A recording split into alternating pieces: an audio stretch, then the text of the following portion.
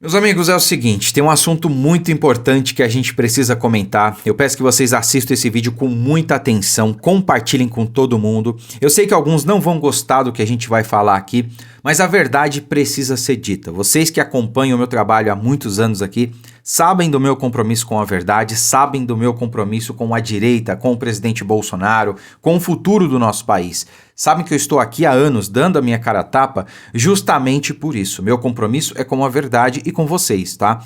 Então, a gente precisa entender o projeto de Brasil que lá atrás o presidente Bolsonaro costurou. E hoje nós temos um sério risco em São Paulo de eleger um senador de esquerda. Pois é, para quem ainda não se situou, esse ano a gente vai votar, muita gente, precisa ter colinha, né?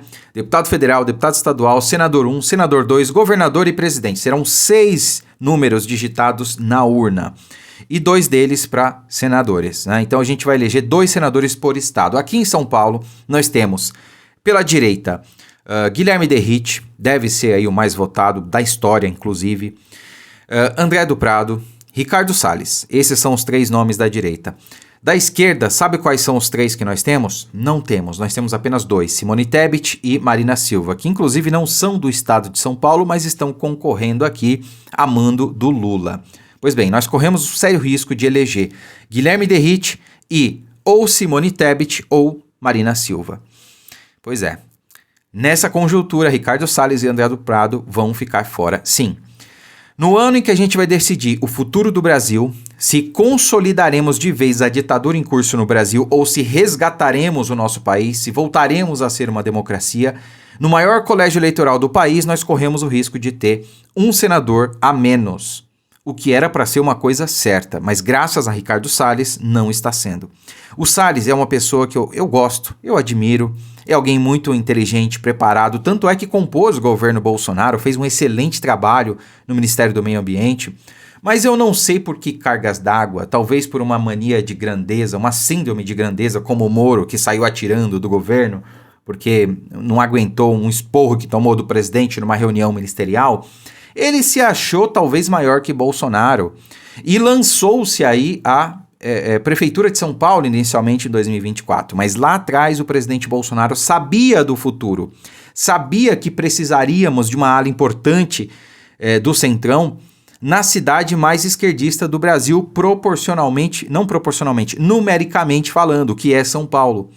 O presidente Bolsonaro não ganhou na cidade de São Paulo em 2022. São fatos. Contra fatos não adianta a gente querer dar murro em ponta de faca.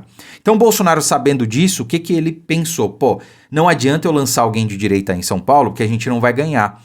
E daqui a 2 anos, 2026, vai ter eleição majoritária. A chance que a gente tem de tirar o PT é talvez colocando alguém ali que seja de centro, que vai fazer uma boa gestão, uma articulação e vai trazer esses votos para nós. Essa foi a estratégia do presidente Bolsonaro. Mas aí o Salles achou que síndrome de protagonista, de camisa 10, né? Não, eu sou o candidato. E aí não teve apoio, ficou magoadinho, não conseguiu emplacar a sua candidatura. E agora a mesma coisa. Ele forçou a sua entrada no jogo pelo Senado esse ano. E com isso, ele está aí fazendo com que, de fato, a Marina ou a Tebet seja eleita como segundo indicado, né? Como segundo votado ali. Bom, aí o Salles, não contente com tudo isso, ele me vai e posta isso aqui no Instagram dele, ó. O filhote do Valdemar segue na lanterninha atrapalhando a direita. Bom, é o André do Prado que está atrapalhando a direita? Eu respeito quem concorda, quem discorda, cada um tem a sua opinião e eu não sou o dono da verdade. Quantas vezes eu já vim aqui falar isso para vocês, né? Pois é. Só que na minha visão é o seguinte, o presidente Bolsonaro foi quem despertou o Brasil, foi quem despertou o povo brasileiro para a política. Antes de Bolsonaro, eu costumo dizer que existe 2 Brasis, né? O Brasil AB, antes de Bolsonaro, e o Brasil DB, depois de Bolsonaro. O Brasil AB era um país maravilhoso, harmonioso, né? Existia harmonia entre os 3 poderes, coexistiam maravilhosamente bem, ninguém atacava o outro, ninguém interferia no outro. E depois de Bolsonaro virou um caos, né? Por quê? Porque ele expôs as vísceras do sistema. O brasileiro acordou, passou a acompanhar a política, passou a conhecer os ministros do STF e a sensação do brasileiro mudou. A sensação por justiça, por mudança, urge. E isso é um sentimento presente nas ruas em todo lugar. É só ver os indicadores de massa.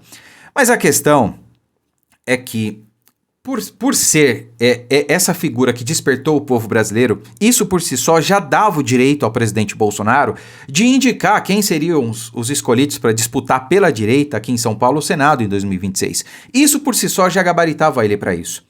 Mas ele foi humilde e costurou um acordo com o Tarcísio, a ala do Republicanos, a ala importante do Centrão, para poder justamente compor o governo e compor aí uma futura disputa em 2026. E ele estava certo. Então, uma vaga seria indicação dele e a outra vaga seria do governador Tarcísio. Guilherme Derrite, que é o nome da segurança pública em São Paulo, dispensa comentários. Ele é a indicação do governador Tarcísio. Portanto, a outra indicação seria de quem? Do presidente Bolsonaro. O presidente Bolsonaro indicou o seu filho, Eduardo, que nós sabemos, né? Teve que ir para os Estados Unidos, está lá exilado e não vai poder concorrer.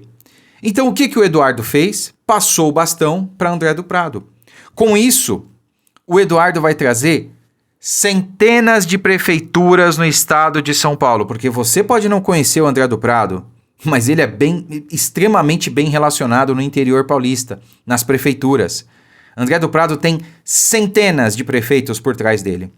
E se ele tem centenas de prefeitos, faz as contas de quantos vereadores não tem por trás do André do Prado. Pessoas que não são da direita e pessoas que vão estar distribuindo lá o material do André do Prado, do Derrite, do Tarcísio e do Flávio. O que o Salles vai fazer? O Salles tem os mesmos votos que o Flávio tem. Não vai agregar em nada, o André do Prado vai. Então, essa indicação veio do presidente Bolsonaro. Essa estratégia foi costurada pelo presidente Bolsonaro. E, na minha opinião, o povo deveria seguir. É o que eu vou fazer. Mas você tem o direito de votar em quem quiser. Se você quiser votar no Salles, tudo bem, amém, é um direito seu. Eu só estou expondo que isso foi costurado lá atrás, visando um projeto maior e visando a libertação do nosso país. Porque a chance que nós temos é justamente esse ano. E o presidente Bolsonaro, ele está preso, não é coincidência não. Ele sabia do que acontecia, do que ia acontecer. Porque todos nós sabíamos que se Bolsonaro voltasse para o Brasil, ele seria preso. Alguém duvidava disso? Pois é.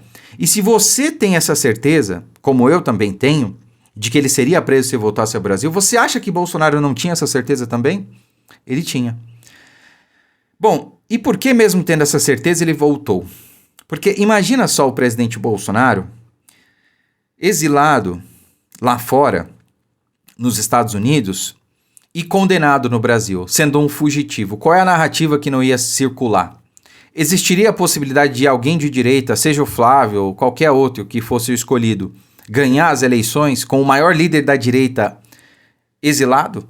Exilado não, né? Seria foragido, né? Não.